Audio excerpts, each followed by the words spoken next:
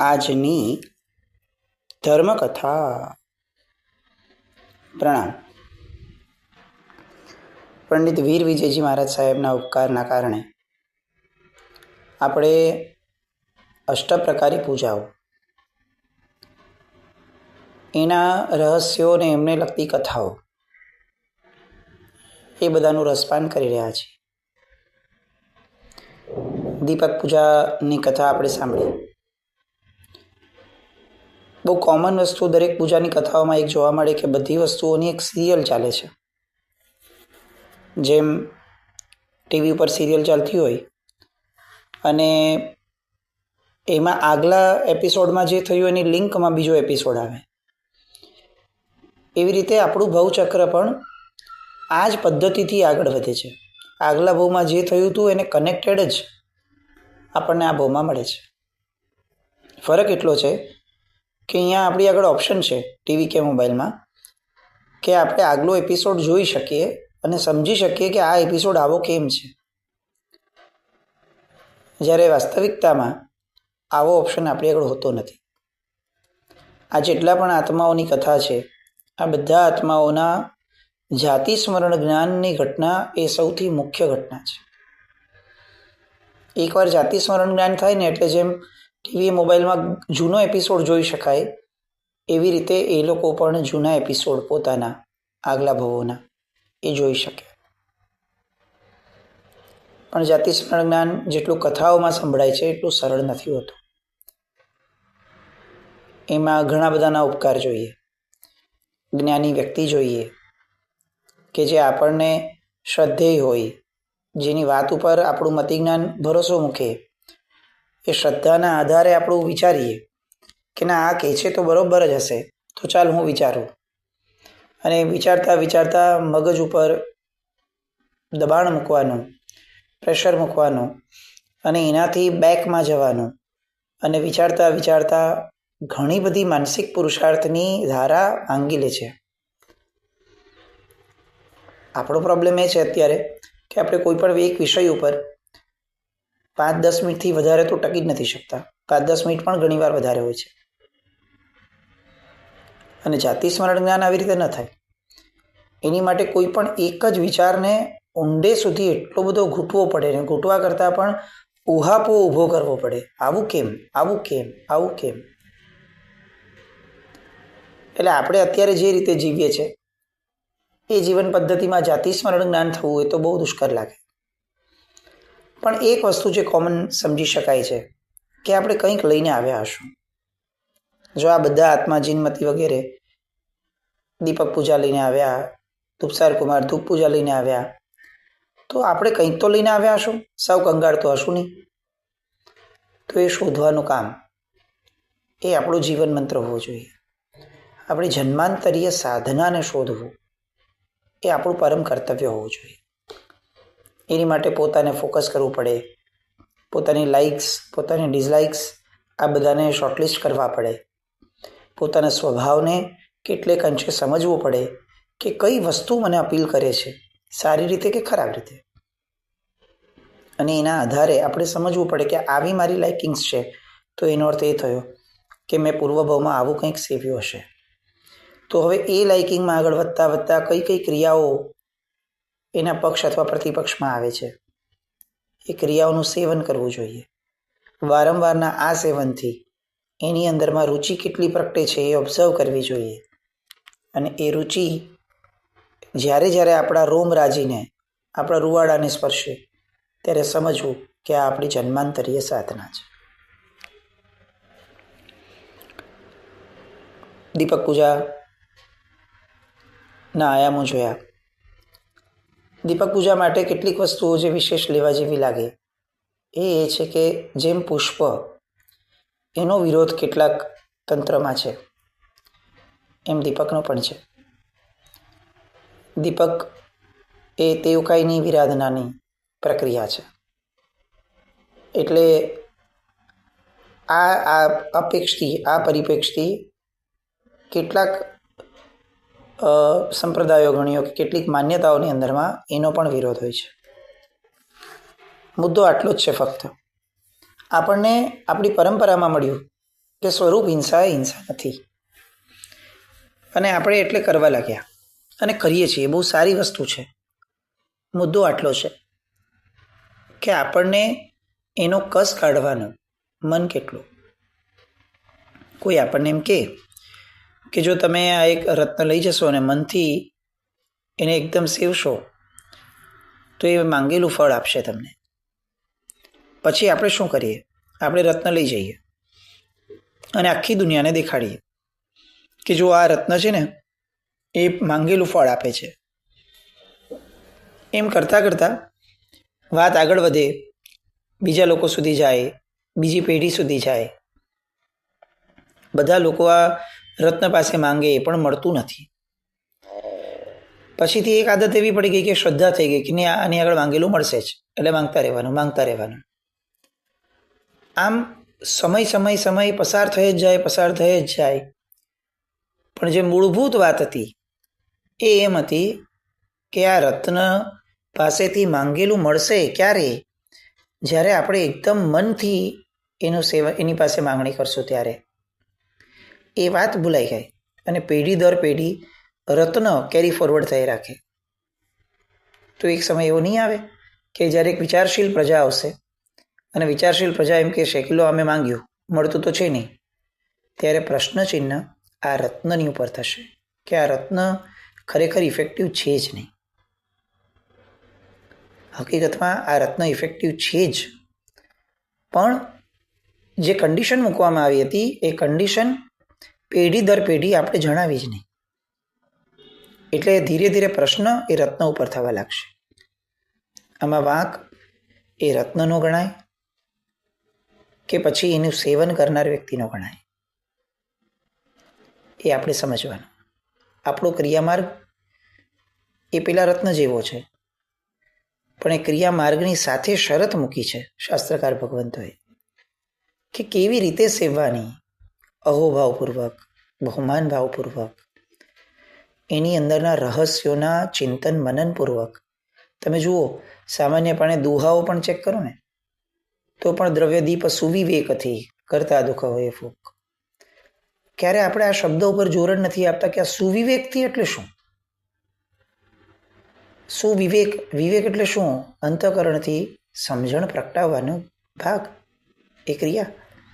પણ એ શબ્દો ઉપર આપણને જોર નથી. આપણે દીવો પ્રગટાવશું, મસ્ત ક્રિએટિવ કંઈક વસ્તુ લાવશું, મોંઘી વસ્તુઓ લાવશું, આપણે અનેક દીવાઓ પ્રગટાવશું, આવું ઘણું બધું કરશું. રત્ન કેરી ફોરવર્ડ કરવા માત્રથી ફળ નથી આપતું. રત્ન સાથેની કન્ડિશન કેરી ફોરવર્ડ થવી જોઈએ. અને એટલે જ કદાચ આ દુહાઓની અંદરમાં દ્રવ્યદીપ સુવિવેકથી આ શબ્દ લખ્યો હશે. દીપક પૂજા કરતા વખતે ભગવાન આગળ માંગવાનું આ છે કે મારો જ્ઞાનનો દીપક પ્રગટાવ ભાઈ. એ જ નથી પ્રગટતો. બીજા આ દુનિયાના બધા દીપકો એ તેવકાઈની વિરાધનાથી પ્રગટી જાય છે, પણ મારા અંદર જે દીવડો છે એ પ્રગટતો જ નથી. તો ભગવાન એ વિવેક નામનો દીવડો પ્રગટાવ કે મારે કયા સમયે કેવી રીતે વર્તવું, કેવી રીતે વિચારવું, કેવી રીતે બોલવું. આવો વિવેક નામનો દીપક મારામાં પ્રગટે. કેટલાય જીવોની વિરાધના કરી અને આપણે જે ધર્મ કરીએ છીએ એ આપણને આજ્ઞા અને પરંપરામાં મળ્યો છે, એટલે એમાં કોઈ બાદ કંઈ જ નથી, પ્રશ્ન પણ નથી ને વિચારણા પણ નથી. પણ આપણને એવો વિચાર ના આવવો જોઈએ કે આ જીવોની વિરાધના પછી જે મેળવવા કીધું હતું હું એ તો મેળવું, હું એની પર લક્ષ્ય તો રાખું, ફક્ત ક્રિયા કરું. એવું કેવી રીતે ચાલે? દીપક પૂજા, એની પછીથી આવે છે અક્ષત પૂજા.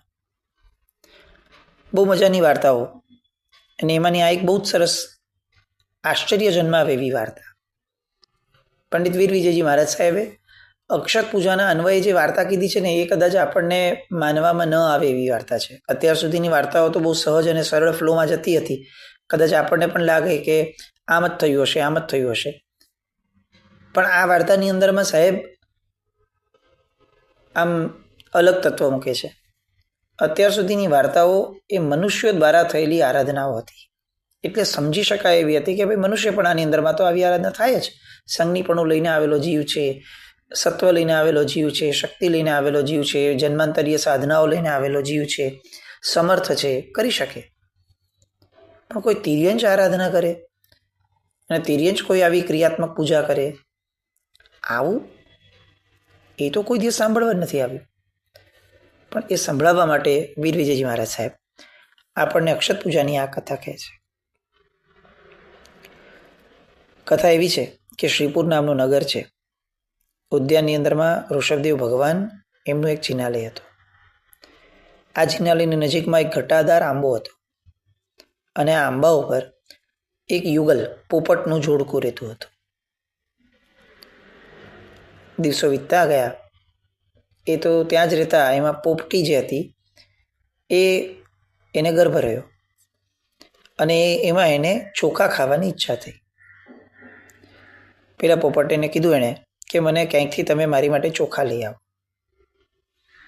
હવે કામ તો અઘરું હતું, કારણ કે શ્રીપુરની અંદરમાં ચોખા માત્ર રાજાના ખેતરમાં જ થતા હતા અને ચોકીદારોનો સખત પહેરો ત્યાં રહેતો હતો. એટલે જો ખેતરમાંથી ચોખા ચોરવા માટે જાય પોપટ તો મરી જાય. આવું એને જોયું, પ્રયત્ન પણ થયો નામ સામાન્ય. અને એને બીજાના અનુભવે ખ્યાલ આવ્યો કે આમાં તો એ લોકો મારી નાખે છે તરત જ. હવે શું કરું? પોતાની પત્નીને દોયલો ઉત્પન્ન થયો છે. પોપટની પોતાની એક ભાષા છે. આપણે જોયું હોય તો ઘણી બધી જગ્યાઓએ ભવિષ્યની જાણકારી મેળવવા માટે કે જૂના પ્રસંગોની અંદરમાં શુકન અપશુકનના જાણવા માટે પોપટનો બહુ જ ઉપયોગ થયો છે. પેલા કેટલાક જ્યોતિષીઓ રસ્તા ઉપર પોપટ લઈને બેસતા. પોપટ જ કેમ લઈને બેસતા? આવો નાનપણમાં પ્રશ્ન થતો. કાગડો કે વગેરે કેમ ન લે? પણ પોપટ જે છે, શુક રાજા આપણે ત્યાં શબ્દ છે પોપટ માટેનો, એને આવી બધી મતિ બહુ જ વિશિષ્ટ સંજ્ઞા સાથેની હોય છે અને એટલે પોપટ જ વપરાય છે. ભવિષ્યને જાણવું, લોકોના વર્તમાન પરિસ્થિતિના પરિપ્રેક્ષને જાણવો, શુકન અપશુકનને જાણવા, આવા ઢગલાબંધ આયામો કથાઓની અંદરમાં સાંભળ્યા છે આપણે.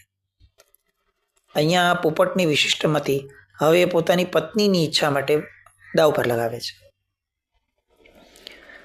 પોપટે એને કીધું કે જો ભાઈ, તારે ચોખા જોઈએ છે, વાત સાચી છે, પણ આ તારી નજરે જોઈ લે, આ ખેતરની અંદરમાં જે જશે એ કોઈ જીવ તો પાછો નથી આવ્યો.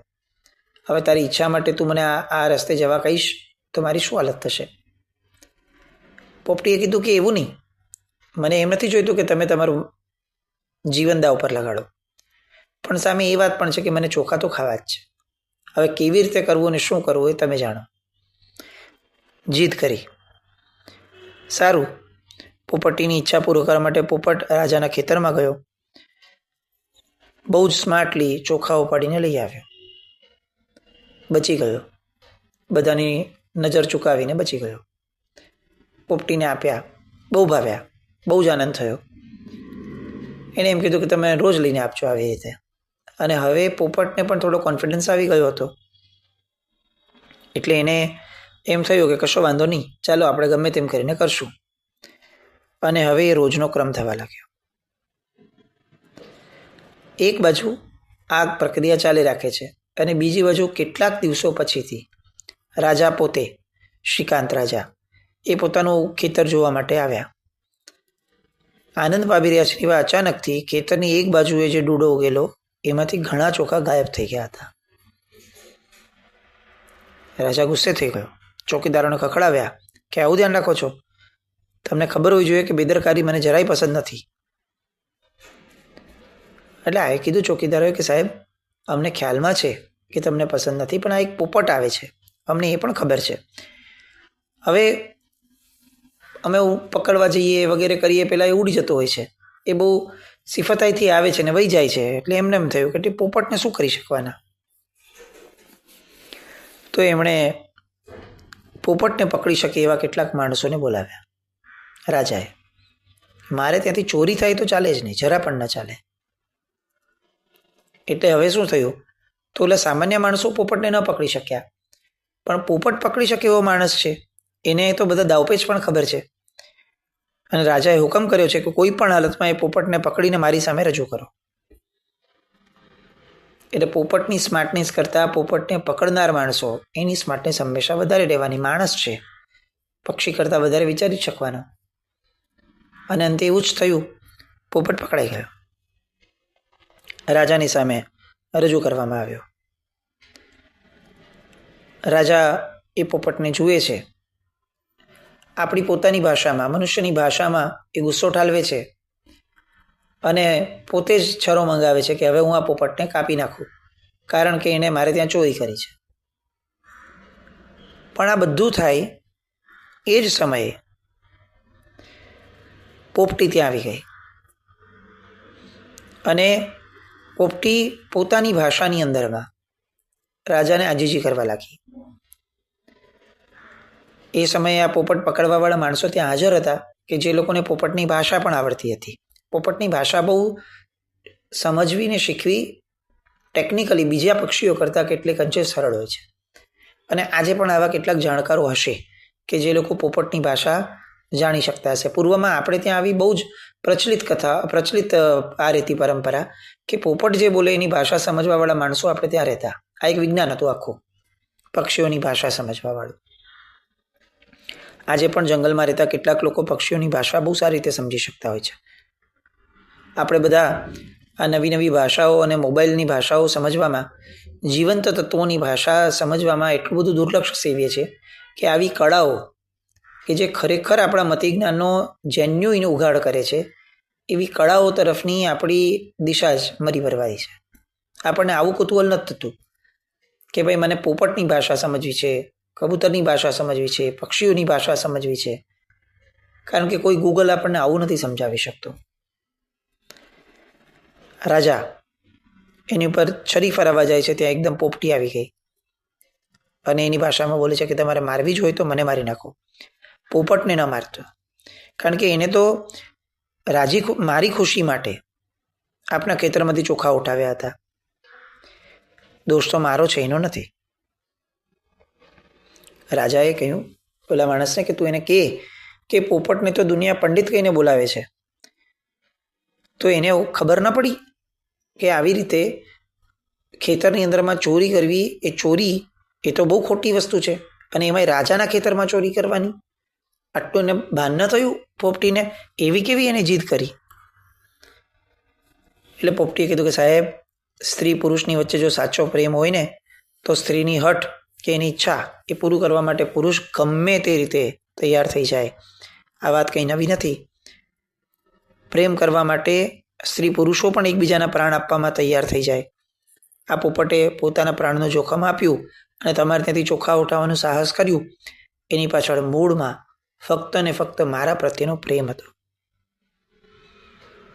રાજાએ કીધું કે આ તારો બચાવ બહુ ખોટો છે. પ્રેમીઓ વચ્ચે પ્રેમ હોય માની શકાય, પણ આ મારવાની વાત છે ને, એ સાવ ખોટી છે, એ મારા મગજમાં નથી બેસતી. પોપટી કહે છે કે હું તમને લોકોના દાખલા આપું તો? રાજા કહે બોલ. આવી બધી કથાઓ અને નવરાધૂપ માણસોની બધી વાતો છે, આ બધી વાતોની કંઈ બહુ ઓલી નથી, એનું સત નથી કંઈ. અને ત્યારે પોપટી જવાબ આપે છે, સાહેબ આપ ભૂલી ગયા છો કે એક જમાનામાં આપ પણ આપના મહારાણી શ્રીદેવી માટે પ્રાણ આપવા તૈયાર થઈ ગયા હતા અને સ્મશાનમાં ચિતા ઉપર પડી જવા તૈયાર થયા હતા. બોલો યાદ છે? અને રાજા એકદમ ઠંડો થઈ ગયો, ચોંકી ગયો. આ શું બોલે છે? આવી વાત પોપટી બોલી મારા જીવનના ફ્લેશબેક માટે? જે વાત કોઈને ખબર નથી એવી વાત આ બોલી. અને એ આખી ઘટના એણે એવી રીતે યાદ કરાવી કે જેના કારણે રાજાને પોતાનો આખો ને આખો એ જે ભાગ હતો પૂર્વનો, એ નજર સામે આવવા લાગ્યો. પોતે જે અત્યાર સુધી દાવો કરતો હતો કે આવું કંઈ હોય જ નહીં, માણસો પ્રેમ માટે જીવ ના આપે, કાંઈ પ્રેમ કરે, પ્રેમ માટે જીવ કોણ આપતા હોય, એ વાતની સાબિતી એના જ મનની અંદરમાં આ પોપટીની આ વાત દ્વારા થવા લાગી. પોતે ફ્લેશબેકમાં ગયો. પણ સૌથી પહેલાં એ પોપટીને પૂછે છે કે તું આ જે બોલી છે એ વાતની તને કેવી રીતે ખબર પડી? અને ત્યારે પોપટી એક આખો ફ્લેશબેક એપિસોડની જેમ રાજાનો જ ફ્લેશબેક રાજાની સામે બોલવાનું શરૂ કરે છે. એ જે ફ્લેશબેક કહે છે એ સાંભળવા આપણે આવતીકાલે મળશું. પણ આને બહુ કાલ્પનિક કથા સમજવાની ભૂલ ન કરીએ. ઘણીવાર એવું લાગે કે આપણે એવું વિચારી દઈએ કે આ બધી કથાઓ લખે પોપટનું કોણ સાંભળતું હશે, કોણ બોલતું હશે. એવું નથી હોતું. જે લોકો પોપટને, કબૂતરને બધાને ટ્રેન કરતા હોય ને એ બધાને એની ભાષાઓ સમજાતી હોય. અને મનુષ્ય સામાન્યપણે સમજી શકે. આપણા પ્રોબ્લેમ એ છે કે આપણે જડ વસ્તુઓમાંથી બહાર નથી આવતા, એટલે ચૈતન્ય પ્રત્યેની આપણને એ કુતૂહલતા જ નથી. પણ આ બધી વાતો એ આપણને એના ખરા હિત તરફ લઈ જાય, જે આશયથી લખી છે. બસ એવું કંઈક આપણે ધ્યાન કેળવીએ અને આ કથાઓને એ રીતે આપણે મમડાવીએ એવી શુભમંગલ કામના સાથે. જીના જ્ઞાન કંઈ પણ બોલાય તો ઈચ્છામિ દુક્કડમ જૈનમ જયતિ શાસ્ત્રમ.